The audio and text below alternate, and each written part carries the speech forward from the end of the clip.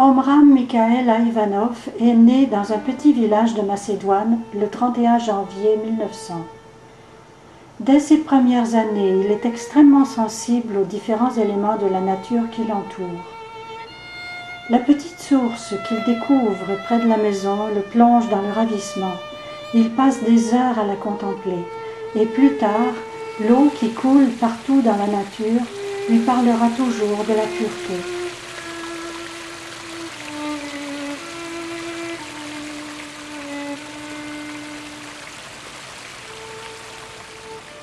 Le feu qu'il observe dans la cheminée, ce feu qui éclaire, qui réchauffe et conserve la vie, l'amènera peu à peu vers une philosophie solaire.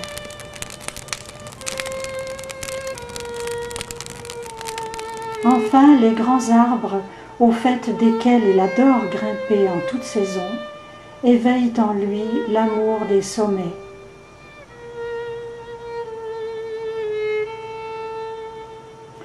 À l'âge de 7 ans, il traverse une première grande épreuve. Son village est attaqué et brûlé. Il doit s'exiler en Bulgarie avec ses parents.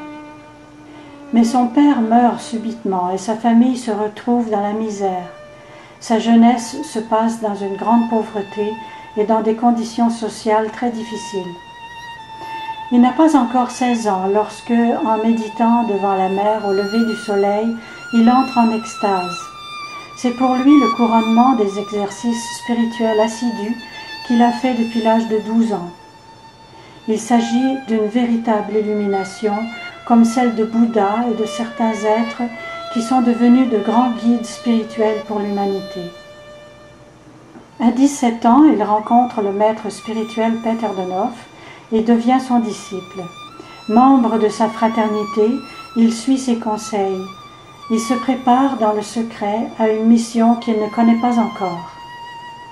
Il travaille intensément à développer ses facultés spirituelles et passe beaucoup de temps dans les montagnes. Toutefois, il ne néglige pas de nourrir son intellect. Il poursuit ses études universitaires à Sofia. Il devient professeur, puis directeur de collège. En 1937, Peter de Nof lui confie la mission de se rendre en France pour y faire connaître son enseignement. Il arrive à Paris le 22 juillet. En dépit des difficultés constantes causées par son statut d'étranger dans ce pays, au milieu du chaos de la Deuxième Guerre mondiale, il donne des conférences à des centaines de personnes issues de milieux très variés. Il forme un groupe fraternel, il accorde beaucoup de temps à ceux qui sollicitent ses conseils, il porte régulièrement secours à des personnes en difficulté. Parmi les nombreux thèmes qu'il développe dans ses causeries, il y a celui du yoga du soleil, ce yoga capable de conduire les êtres humains dans la lumière vers Dieu, source de tout. Il explique qu'en contemplant le soleil le matin, on peut s'élever par la pensée jusqu'aux régions les plus sublimes et capter des éléments capables de fortifier son organisme.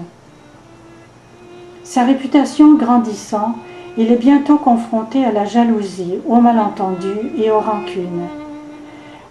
À travers toutes ces difficultés, il conserve son intégrité, il refuse les compromis et continue son travail avec l'approbation réitérée de Peter de Nof. Après de grandes épreuves causées par des accusations mensongères, il reprend son travail et continue à donner quotidiennement des conférences. Il demeure accessible à tous, il soutient et accompagne ceux qu'il appelle ses frères et sœurs.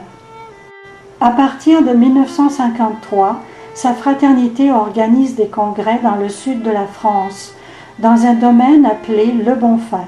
Il s'agit d'un grand terrain aride qui sera transformé au fil des ans en un véritable jardin. En 1959, au cours d'un séjour d'une année en Inde, Omram Mikhaël Ivanov reçoit d'un très grand maître spirituel son nouveau nom. À plusieurs reprises, il rencontre Nim Karoli Babaji, ce grand maître très connu en Inde. À son retour en France, il réassume ses responsabilités dans sa fraternité. Reprenant les principaux thèmes de son enseignement, il parle, entre autres, du yoga de la nutrition. La nourriture, dit-il, est une lettre d'amour du Créateur, elle conserve la vie, elle renouvelle les énergies, non seulement celles du corps physique, mais celles de tous les corps subtils que possède l'être humain. Il parle aussi beaucoup du yoga du soleil, qui est à la base de son enseignement. Il dit que la lumière est une eau qui jaillit du soleil, qu'elle est la vraie source de vie, contenant les 7 couleurs. Il parle de l'amour, du pouvoir créateur de la femme, des 2 natures de l'être humain qui doivent s'unir dans l'équilibre, de nos liens étroits avec la nature, de l'importance de la méditation et de la prière. Il décrit le vrai travail qui consiste à se transformer soi-même. Durant les dernières années de sa vie, il précise qu'il a un travail spirituel à faire pour tous les êtres de la planète. Entre 1960 et 1986, il voyage beaucoup. Il rencontre des personnages importants aussi bien que des gens très ordinaires, des hommes politiques, des chercheurs, des astronomes, des conseillers spirituels, des médiums, des musiciens. À tous, il offre ce qu'il possède de plus précieux, son amour, sa sagesse, ses conseils. Après chacun de ses voyages, il rentre en France pour retrouver les frères et sœurs de sa fraternité, qui viennent du monde entier pour travailler spirituellement avec lui et se nourrir de ses enseignements. Il est comme un père, un merveilleux éducateur. Il donne des méthodes efficaces pour développer en soi la volonté, la joie, l'amour, la sagesse. C'est le 25 décembre 1986 qu'il quitte ce monde, laissant un enseignement et des conseils qui répondent aux problèmes de notre temps. Sa préoccupation constante a été d'aider chacun à trouver son épanouissement spirituel, tout en participant à la réalisation d'une famille planétaire fraternelle qui vive dans la paix et dans l'amour.